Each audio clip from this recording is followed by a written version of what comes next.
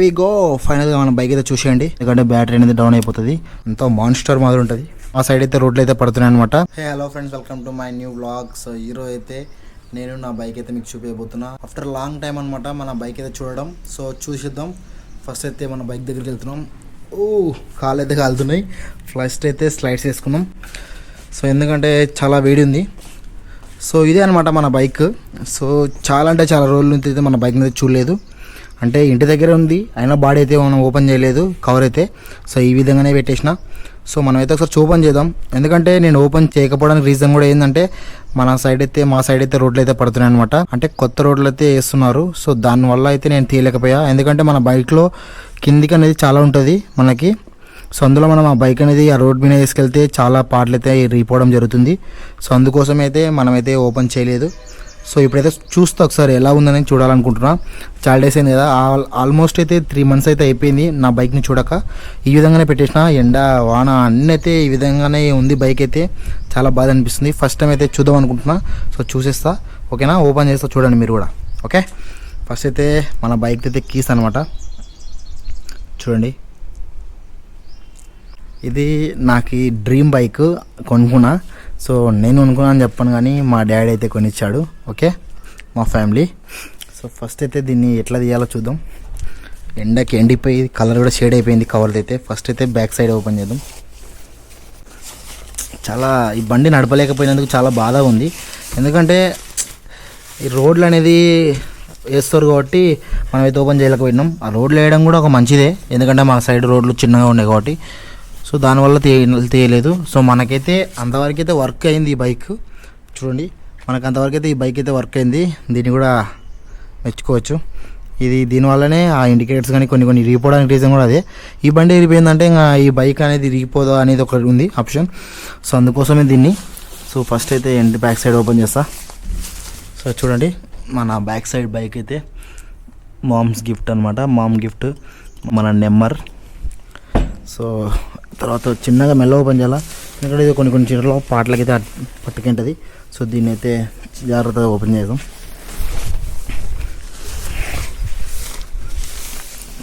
Okay, so we go ఫైనల్గా మన bike అయితే చూసేయండి ఎట్లా ఉందో. చూడండి, చాలా అంటే చాలా డస్ట్ పట్టింది మన బైక్. 3 months అంటే చాలా ఎక్కువనే కదా. చూడండి ఈ విధంగా ఉందో డస్ట్ అంతా. మనం స్పైడర్ మ్యాన్ అంటాం కదా, ఆ విధంగా అయితే పట్టేసుకైంది మొత్తం బూజు. సో ఇంజన్ ఫస్ట్ దీనైతే మనం అయితే కొద్దిగా ఓపెన్ చేసి క్లీన్ చేయాలా. ఎందుకంటే మనకి రోడ్లు కూడా ఫినిషింగ్ అయిపోయినాయి. జస్ట్ ఒక 1 week ఉంటే రోడ్ కూడా అయిపోతుంది. సో ఈ ఒక్క వీక్ అయితే పెట్టేసి నెక్స్ట్ వీక్ నుంచి అయితే మన బండి అయితే తీద్దాం అనుకోవడం కాదు, తీయడమే. సో ఇది ఫ్రంట్ సైడ్ అయితే ఎండ్ అయితే చాలా ఎక్కువ ఉంది ఇప్పుడు మా సైడు. సో ఆన్ చేద్దాం. ఫస్ట్ బైక్ అయితే ఆన్ అవుతుందో లేదో చూద్దాం. ఓకే, కీస్ అయితే ఆన్ అయింది. మనకైతే బ్యాటరీ అయితే డౌన్ కాలేదు, పెట్రోల్ అయితే తక్కువ ఉంది. చూద్దాం స్టార్ట్ చేసి. 1 2 3 మళ్ళీ ఒకసారి ట్రై చేద్దాం. ఓకే, మనమైతే ఎక్కువ టైమ్స్ అయితే స్టార్ట్ చేయకూడదు, ఎందుకంటే బ్యాటరీ అనేది డౌన్ అయిపోతుంది, సెల్ఫ్ కూడా పోతుంది. సో మన బైక్ అయితే ఆల్మోస్ట్ అయితే డౌన్ అయిపోయింది బ్యాటరీ. సో దీన్ని అయితే మనం ఫస్ట్ బ్యాటరీ బూస్టింగ్ పెట్టేయాలా, ఛార్జింగ్ పెట్టేయాలా. నెక్స్ట్ చూద్దాం, తర్వాత ఆఫ్ చేద్దాం. దీన్ని అయితే ఒక్కసారి కొద్దిగా ముందర తీసుకెళ్తా, ఓకేనా? ఇంత పెద్ద బైక్ని ఈ విధంగా పెట్టింటే చాలా అంటే చాలా బాధ అవుతుంది. సో ఏం చేద్దాం, కొన్ని ప్రాబ్లమ్స్ వల్ల పెట్టాల్సి వస్తుంది. ఓకే, చూద్దాం. అమ్మా,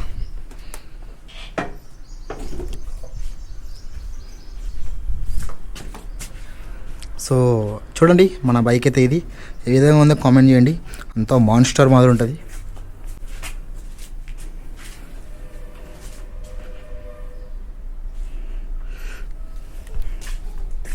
సో ఇదనమాట బ్యాక్ సైడ్ నుంచి. సో సైడ్ అయితే ఇది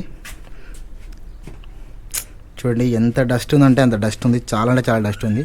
సో మనమైతే ఆయిల్ చేంజ్ చెప్పేలా. చూడండి డస్ట్ అయితే మన పేరు రాదాం, మన పేరు రాయనికి వస్తే రా చూద్దాం. వచ్చింది కార్తీక్. ఓకే, చూడండి మన పేరైతే పట్టింది. మన ఛానల్ పేరు తెలుసు కదా, కార్తిక్ ఫర్ యూ. మీరైతే సబ్స్క్రైబ్ చేసుకోండి ఓకేనా.